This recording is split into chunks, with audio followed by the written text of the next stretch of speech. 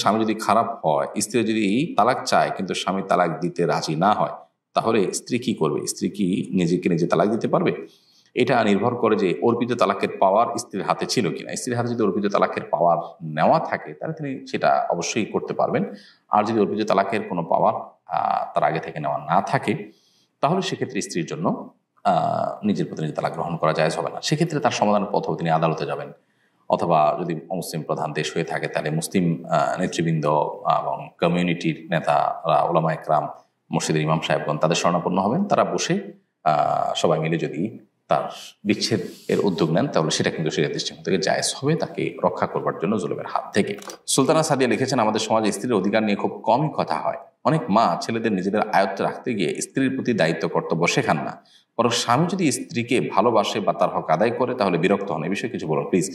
ইসলাম আমাদের প্রত্যেককে যার যার দায়িত্বের উপরে সচেতন হতে বলেছে, সেটা মা হন, স্ত্রী হন, স্বামী হন, বা স্ত্রী হন, বাবা হন, ছেলে হন, সবার জন্য প্রযোজ্য। অতএব আমরা আজকাল যতটা অধিকার সচেতন ততটা কর্তব্য সচেতন নন।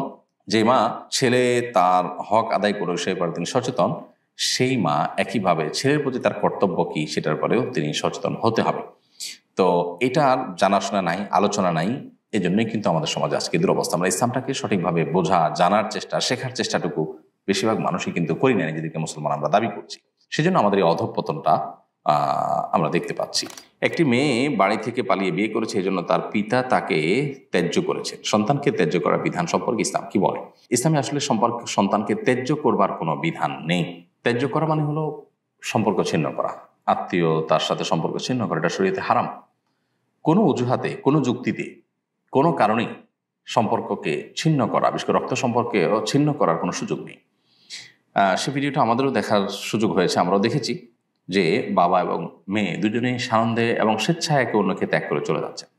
এর চেয়ে দুর্ভাগ্যজনক আর কিছু নেই। তাদেরকে আমরা অনুরোধ করবো তারা যেন আল্লাহকে ভয় করেন, নিজের ইগো, নিজের জেদ, নিজের খেদ, এই সব কিছুকে আল্লাহর নির্দেশের সামনে কোরবানি করে দেন। তাহলে সেক্ষেত্রে দিন শেষে তারা মুসলমান হয়ে উঠতে পারবেন এবং সত্যিকারের যে আত্মসমর্পণকারী সেটা হওয়ার সুযোগ হবে তখন। এই জন্য এই বিষয়টাতে আমাদের খুব বেশি মনোযোগ দেওয়া উচিত, আমরা যাতে কোনোভাবেই আল্লাহর বিধানের বাইরে গিয়ে নিজেদের ইগোকে প্রাধান্য না দিই। এবং এভাবে যদি ত্যায্য করেও শরীরের দৃষ্টিকোণ থেকে এটার কোনো ভ্যালু থাকবে না। এখন প্রশ্ন হলো, একটা মেয়ে খারাপ পথে চলে গেছে, একটা ছেলে খারাপ পথে চলে গেছে, তাকে শাসন করা যাবে না? হ্যাঁ, শাসন করবেন। শাসন করতে গিয়ে সম্পর্ক ছিন্ন করবেন না। শাসন করার জন্য শরীরের সীমানা থেকে অনেক শাসন আপনি করতে পারেন। জীবদ্দশায় যদি কোনো টাকা পয়সা দেন, সম্পদের বন্টন করেন, যে খারাপ কাজ করেছে বা খারাপ পথে গেছে তাকে শাসন স্বরূপ তাকে আপনি কম দিলেন, এই সুযোগ আছে। একজন ভালো কাজ করেছে তাকে একটু বাড়িয়ে দিলেন, সে সুযোগ আছে। অতএব আপনি সেই সমস্ত পথগুলো অবলম্বন করতে পারেন, কিন্তু তাকে ত্যায্য করে আত্মীয়তার সম্পর্ক ছিন্ন করে আপনার এই জেদ মেটাবার সুযোগ কিন্তু নেই। ভাই, কাবিননামার 18 নম্বর পয়েন্টে যে শরিয়া বিরোধী একটা বাধা আছে সেটা কিভাবে দূর করব? শরিয়া বিরোধী বাধা কিরকম আমি বুঝি নাই। 18 নম্বর কলামে লেখা আছে স্বামী স্ত্রীকে বিবাহের অধিকার দিয়েছেন কিনা, স্বামী স্ত্রীকে অর্পিত তালাকের পাওয়ার দিয়েছেন কিনা, দিয়ে থাকলে কোন শর্ত। এখানে আপনি যদি লেখেন যে এই শর্ত পাওয়া গেলে তুমি তোমার প্রতি তালাক গ্রহণ করতে পারবে, রাইট দিলাম, তো সেটা শরিয়া সিদ্ধ, এটা শরিয়া বিরোধী না। তো হ্যাঁ, অনেক কাজী বা যারা বিবাহ নিবন্ধন করে, রেজিস্ট্রেশন করেন, তারা অনেক সময় উল্টাপাল্টা তাদের নিজের থেকে লিখে দেন। এখানে ছেলেদের দায়িত্বশীলতা দেখতে হবে তারা কি লিখছেন না লিখছেন, এবং সেটা তাকেই ঠিক করতে হবে কি শর্ত তিনি দিবেন বা না দিবেন।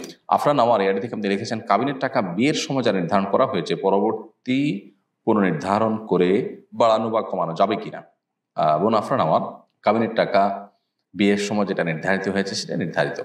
এরপরে স্বামী স্ত্রী উভয় যদি একে অন্যের প্রতি সন্তুষ্ট হয়ে যদি বাড়িয়ে দেন সেটা তাদের ব্যাপার, সেটা ভিন্ন বিষয়, সেটা মহর হবে না। মহর যেটা চূড়ান্ত হয়ে গেছে সেটাই। রাজীব হুমায়ুন লিখেছেন, কোনো স্ত্রী যদি স্বামীর বিভিন্ন অপকর্মের কারণে স্বামী থেকে তালাক না নিয়ে আলাদা থাকতে চায় তাহলে এটা জায়েজ হবে কিনা। ভাই রাজীব হুমায়ুন, স্ত্রী যদি স্বামীর কোনো অপকর্মের কারণে অসন্তুষ্ট থাকেন তাকে বোঝাবার চেষ্টা করবেন, অভিমান করবেন, কিন্তু আলাদা থাকবেন, স্বামীর কোনো হক আদায় করবেন না, আবার তালাকও নেবেন না, এটা হতে পারে না। আপনি তার সাথে বৈবাহিক সম্পর্কে যদি থাকেন তাহলে তার অধিকার আদায়ের ব্যাপারে আপনাকে সচেতন হতে হবে, দায়িত্বশীল হতে হবে। আর যদি সেটা আপনি না করেন তাহলে সেক্ষেত্রে আপনি গুনাহগার হবেন। হ্যাঁ, তিনি যে অপকর্ম করছেন সেটা থেকে তাকে বিরত রাখবার জন্য চেষ্টা করবেন। যদি আপনি সফল নাও হন, আপনি আল্লাহর কাছে সওয়াব বিনিময় পেয়ে যাবেন, আর তার পাপের দায় তিনি বহন করবেন, আপনি নন। এই জন্য তাকে সংশোধন করতে গেলে আপনি যেন আবার কোনো প্রকার গুনাহে লিপ্ত না হন। কারণ যতক্ষণ পর্যন্ত স্বামী হিসাবে থাকবে ততক্ষণ পর্যন্ত তার অনুগত থাকা এবং স্বামী হিসাবে তার প্রতি কর্তব্য আদায় আপনাকে দায়িত্বশীল হতে হবে। পারিবারিক ঝগড়া থেকে মুক্তির জন্য কি কোনো আমল বা করণীয় আছে, জানালে উপকৃত হতাম।